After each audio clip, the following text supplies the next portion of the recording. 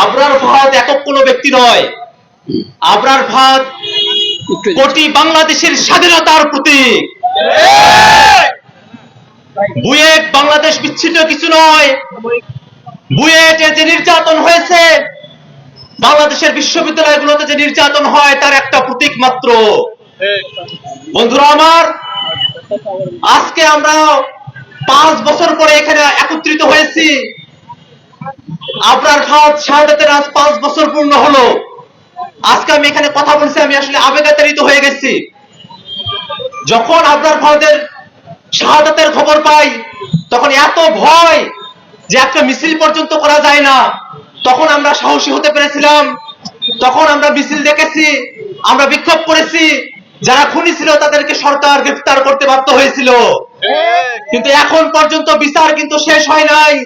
আমরা আজকে দাবি জানাই, অবিলম্বে আবরার ফাহাদের খুনিদের এবং যারা এখনো বাইরে আছে তাদেরকেও গ্রেফতার করে বিচারের মুখোমুখি করতে হবে। বন্ধুগণ আমার, আবরার ফাহাদের এই ঘটনায় বুয়েটের শিক্ষার্থী ফারদিনকে জীবন দিতে হয়েছে। ফারদিনের কথা যেন আমরা ভুলে না যাই। ফারদিনের খুনের সাথে যারা জড়িত আছে তাদেরকেও যেন আইনের আওতায় নিয়ে আসা হয়। বন্ধুগণ আমার, আমরা 2020 সালে 8 স্তম্ভ করেছিলাম। 8 স্তম্ভে আমরা 8টা কথা বলেছিলাম। আমরা বলেছিলাম গণতন্ত্রের কথা, সার্বভৌমত্বের কথা, গণপ্রতিরক্ষার কথা, মানবিক মর্যাদা, সাংস্কৃতিক স্বাধীনতা, সম্প্রীতি ও সংহতি, অর্থনৈতিক স্বনির্ভরতা, জাতীয় সম্পদ রক্ষার কথা আমরা বলেছি 8 স্তম্ভে। বন্ধুগণ আমার, বাংলাদেশের মানুষ কোন দেশের আগ্রাসনকে এ দেশে কোনোভাবে প্রশ্রয় দিতে পারে না। আমাদের অন্তর্বর্তীকালীন সরকারের কাছে আহ্বান থাকবে, বাংলাদেশের মানুষের পালস বুঝে, সেটা ভারত হোক আর অন্য কোনো দেশ হোক, তাদের আগ্রাসনের ব্যাপারে যেন শক্ত অবস্থান তারা গ্রহণ করে। 4 বছর আগে 2020 সালে যখন আমরা 8 স্তম্ভ তৈরি করেছিলাম, তখন আমরা ছিলাম গুটি কতক। আজকে কিন্তু প্রমাণ হয়ে গেছে গুটি কতক নয়, আজকে আমরা শত শত হাজার হাজার মানুষ 8 স্তম্ভ নির্মাণের এই কর্মযজ্ঞে এখানে এসে উপস্থিত হয়েছি। অতএব এই জিনিস কিন্তু পরিষ্কার, বাংলাদেশের মানুষ কোনোভাবেই ভারতীয় আধিপত্যবাদকে দেশে মেনে নেবে না।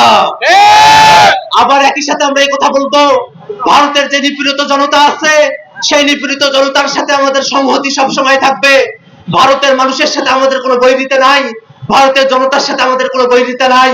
আমাদের বৈরিতা, আমাদের শত্রুতা বাংলাদেশের প্রতি আধিপত্য নিয়ে যে নীতি নির্ধারণ করে দিল্লি, সেই আধিপত্যবাদী নীতির বিরুদ্ধে আমাদের বৈরিতা। বন্ধুগণ আমার, আজকে আমরা এখানে উপস্থিত হয়েছি, অনেকেই অনেক কিছু জানতে চান। আজকে আমি একটা ভিতরের কথা বলবো আপনাদেরকে।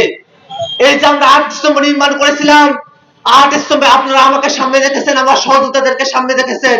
যে মানুষটা এই 8 স্তম্ভের ভাষা নির্ধারিত করেছিল, 8 স্তম্ভের ভাষা ঠিক করেছিল, নামকরণ ঠিক করেছিল, সেই ব্যক্তিটা কিন্তু আর কেউ নয়, আমার বন্ধু মাহফুজ আলম।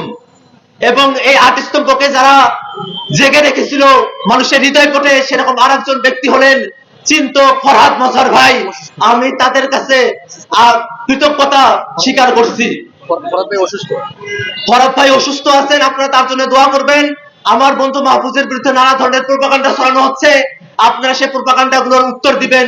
এই দুইটা মানুষের পক্ষ থেকে এই আশাবাদ আপনাদের কাছে, এই দাবি আমি রাখছি।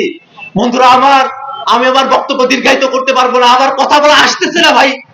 আমি যে অবস্থার মধ্য দিয়ে তখন গিয়েছি, আমার কথা আসে না। আবরার ফাহাদকে মারার পরে আমি ঘুমাতে পারি নাই, আমি পার্মানেন্টলি অসুস্থ হয়ে পড়েছিলাম।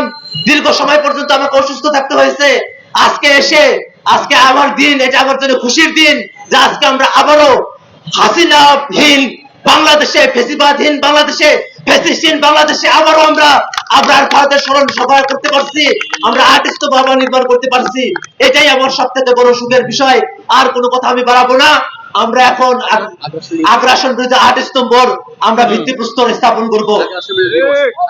এবং একই সাথে একটা দাবি জানিয়ে রাখি সরকারের কাছে, 7 অক্টোবরকে আগ্রাসন বিরোধী দিবস হিসেবে ঘোষণা করতে হবে।